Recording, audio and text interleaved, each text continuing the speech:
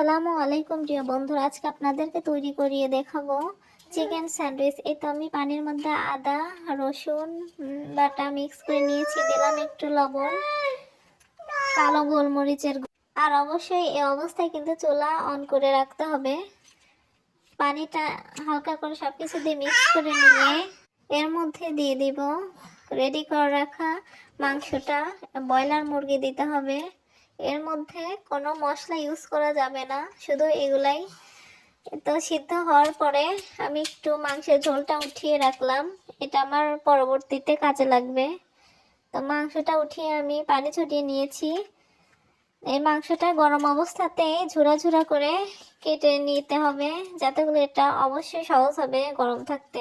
আর উপকরণগুলো হলো টমেটো, কাঁচামরিচ, পেঁয়াজ আর ধনিয়া পাতা। আর কড়াইতে হালকা একটু তেল দিয়ে তার মধ্যে নিয়ে নিয়েছি বাটার। এটা অপশনাল, আপনারা চাইলে দিতেও পারেন, না পারেন। এখানে দিয়ে দিলাম পেঁয়াজ কুচি, এটা বাদামি করে ভেজে নিব। তারপর দেব টমেটো কুচিটা, দিয়ে ভাজা ভাজা করা হয়ে গেলে তারপর আমি ছাড়িয়ে রাখা চিকেনটা দিয়ে দিব।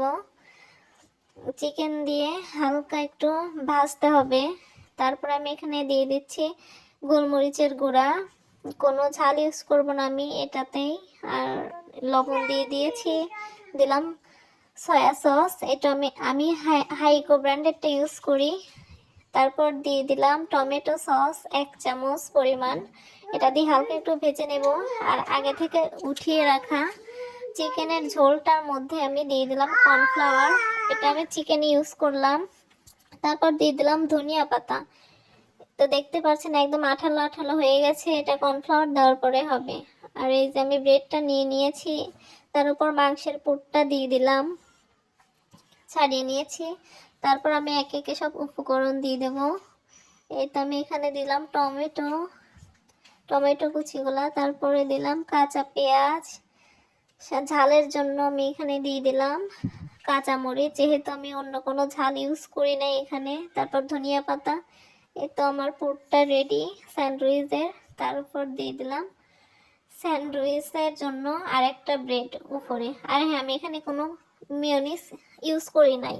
আর এখানে বাটার দিয়ে দিয়েছি, পোড়াটা ছাড়িয়ে নিব বাটার দিয়ে। যে কড়াইতে আমি হালকা একটু ফ্রাই করে নিব, এটা আমার কাছে অনেক মজা লাগে রেস্টুরেন্টেরটার থেকে। আমি অপর পাশেও বাটার দিয়ে দিয়েছি অফ ক্যামেরায়। তারপর এটা আমি উল্টিয়ে নিব হালকাভাবে। এই তো ফ্রাই হয়ে গেছে হালকা, অনেক মজা লাগে এটা। আমার স্যান্ডউইচ রেডি। এখন আপনাদেরকে এটা রেডি করে আমি দেখাবো। তো স্যান্ডউইচটা আমি উঠিয়ে নিয়েছি। এই যে আমার স্যান্ডউইচ রেডি, সাথে আছে সালাদ, টমেটো সস, একটু খেয়েও দেখিয়েছি, অনেক মজা লাগে এটা। তো ধন্যবাদ সবাইকে আমার পুরো ভিডিওটা দেখার জন্য।